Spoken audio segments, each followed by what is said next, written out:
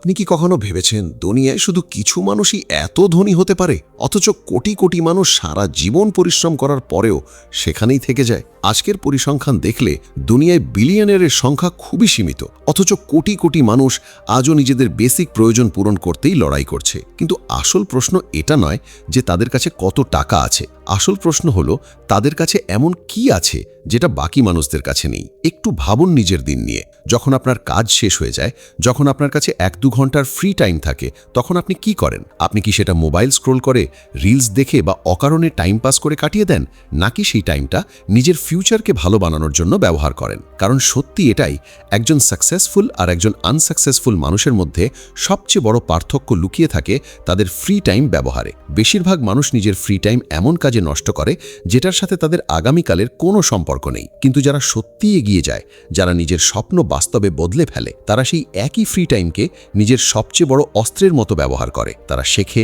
নিজেকে ভালো বানায় আর প্রতিদিন নিজেকে এক ধাপ এগিয়ে নিয়ে যায়। আর এটাই আমাদের শেখান ওয়ারেন বাফেট, দুনিয়ার সবচেয়ে সাকসেসফুল ইনভেস্টরদের একজন। তার বিশ্বাস, যদি আপনি নিজের ফ্রি টাইম সঠিকভাবে ব্যবহার করতে শিখে যান, তাহলে আপনার জীবন সম্পূর্ণ বদলে যেতে পারে। তো এই ভিডিওতে আমি আপনাকে এমন 7টা পাওয়ারফুল কাজ বলবো যেগুলো আপনি নিজের ফ্রি টাইমে করে জীবনকে একটা নতুন দিশা দিতে পারেন। যদি আপনিও এখনও নিজের মূল্যবান সময় গেমস, সোশ্যাল মিডিয়া বা অকারণের জিনিসে নষ্ট করছেন, তাহলে এই ভিডিও আপনার জন্য একটা ওয়েক আপ কল হতে পারে। আর শেষে আমি আপনাকে মেইন বোনাস পয়েন্টও দেব, তাই কোনো ডিস্ট্র্যাকশন ছাড়া এই ভিডিও শেষ পর্যন্ত মনোযোগ দিয়ে দেখুন, কারণ হয়তো আপনার সাকসেসের শুরুটা এখান থেকেই হতে চলেছে। প্রথম পয়েন্ট, স্কিল শিখুন, না হলে জীবন আপনাকে ইগনোর করে দেবে। একটু নিজেকে জিজ্ঞেস করুন, যদি আজ আপনার চাকরি বা কাজ হঠাৎ শেষ হয়ে যায়, তাহলে কি আপনার কাছে এমন কোনো স্কিল আছে যেটা দিয়ে আপনি আবার দাঁড়াতে পারবেন? নাকি আপনি শুধু সেই একটা জিনিসের উপরে নির্ভরশীল যেটা এখন করছেন?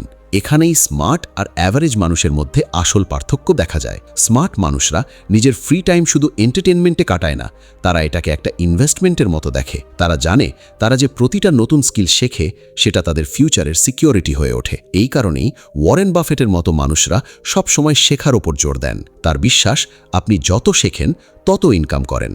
আর এটা একদম 100% সত্যি। আজকের সময় দুনিয়া খুব দ্রুত বদলাচ্ছে। যে স্কিল আজ ভ্যালুয়েবল, হয়তো 5 বছর পর তার ভ্যালু কমে যাবে। তাই যদি আপনি নিজের ভ্যালু ক্রমাগত আপডেট না করেন, তাহলে ধীরে ধীরে আপনি পিছিয়ে পড়বেন। কিন্তু যদি আপনি নিজের ফ্রি টাইম নতুন স্কিল শেখায় ব্যবহার করেন, তাহলে মার্কেট যতই বদলাক, আপনি সব সময় এগিয়ে থাকবেন। এবার প্রশ্ন আসে, কোন স্কিল শেখা উচিত? মার্কেটে অনেক হাই ইনকাম স্কিল আছে, যেমন programming, coding, public speaking. Financial ফ্রিডমের দিকে এগোতে পারেন। ভাবুন তো, যদি আপনি প্রতিদিন শুধু 30 থেকে 60 মিনিটও নতুন স্কিল শেখায় দেন, ইউটিউব থেকে, বই থেকে বা কোনো অনলাইন কোর্স থেকে, তাহলে 1 বছর পর আপনি সেই একই মানুষ থাকবেন না যেটা আজ আছেন।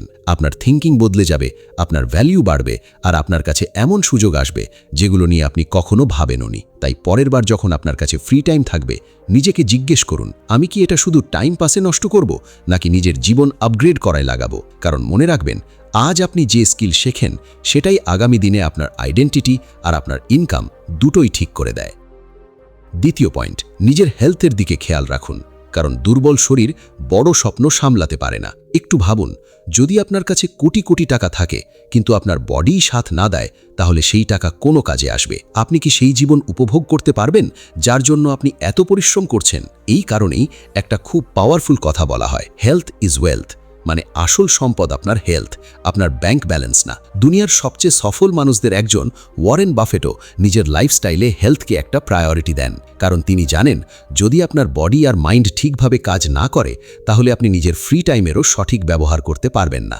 এবার যদি আমরা ইন্ডিয়ার কথা বলি, এখানকার পপুলেশন অনেক বেশি, কিন্তু তার মধ্যে মাত্র 30% মানুষ নিজের হেলথকে সিরিয়াসলি নেয়। বাকি মানুষরা কি বলে, ভাই সময়ই তো পাই না। কিন্তু সত্যি বলতে, এই সময় নেই কথাটাই আমাদের জীবনের সবচেয়ে বড় মিথ্যা। কারণ সেই একই মানুষের কাছে 2-3 ঘন্টা মোবাইল চালানো, রিলস দেখা আর টাইম পাস করার জন্য সময় থাকে। পার্থক্য শুধু এতটুকুই যে আমরা নিজের প্রায়োরিটি ভুল জিনিসে দিয়ে দিই। আর এখানেই একজন সাধারণ মানুষ আর একজন সফল মানুষ আলাদা হয়ে যায়। সফল মানুষ নিজের ফ্রি টাইমের একটা অংশ নিজের হেলথে ইনভেস্ট করে। এবার হেলথে ফোকাস করার মানে এই না যে আপনাকে জিমে গিয়ে ঘন্টার পর ঘন্টা ঘাম ঝরাতে হবে বা কোনো বডি বিল্ডারের মতো ফিজিক বানাতে হবে।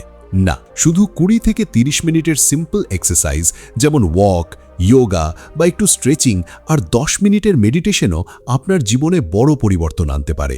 এই ছোট ছোট স্টেপ আপনার বডিকে অ্যাক্টিভ রাখে, আপনার মাইন্ড পরিষ্কার করে আর সারা দিনের জন্য আপনাকে এনার্জি দেয়। এখানে একটা খুব ইন্টারেস্টিং কনসেপ্ট আসে, অ্যান্টি ফ্র্যাজাইল।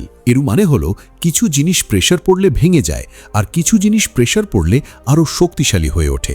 আপনার বডিও অ্যান্টি ফ্র্যাজাইল। যখন আপনি এক্সারসাইজ করেন তখন শুরুতে আপনার ব্যথা হয়, ক্লান্তি লাগে, কিন্তু ধীরে ধীরে সেই একই বডি শক্তিশালী হতে শুরু করে। আপনার স্ট্যামিনা বাড়ে, আপনার ইমিউনিটি মজবুত হয় আর আপনি মেন্টালিও বেশি ফোকাসড হয়ে ওঠেন। এর উল্টো যদি আপনি নিজের বডি একদমই ব্যবহার না করেন, কোনো মুভমেন্ট না, কোনো অ্যাক্টিভিটি না, তাহলে আপনার বডি ধীরে ধীরে দুর্বল হতে থাকে। তাই ফ্রি টাইম শুধু এন্টারটেনমেন্টে খরচ করার বদলে যদি আপনি এর মধ্যে থেকে একটু সময় নিজের হেলথকেও দেন, তাহলে এটা এমন একটা ইনভেস্টমেন্ট হয়ে যায় যার রিটার্ন আপনি সারা জীবন পান। মনে রাখবেন, আপনার বডি সেই ভেহিকেল যেটা আপনাকে আপনার গন্তব্যে নিয়ে যাবে। যদি সেটাই খারাপ হয়ে যায়, তাহলে রাস্তা যতই ভালো হোক আপনি এগোতে পারবেন না। তাই আজ থেকেই নিজের ফ্রি টাইমের একটা অংশ নিজের হেলথকে দেওয়া শুরু করুন, কারণ এই ছোট্ট পদক্ষেপই আগামীতে আপনার পুরো জীবন বদলে দিতে পারে।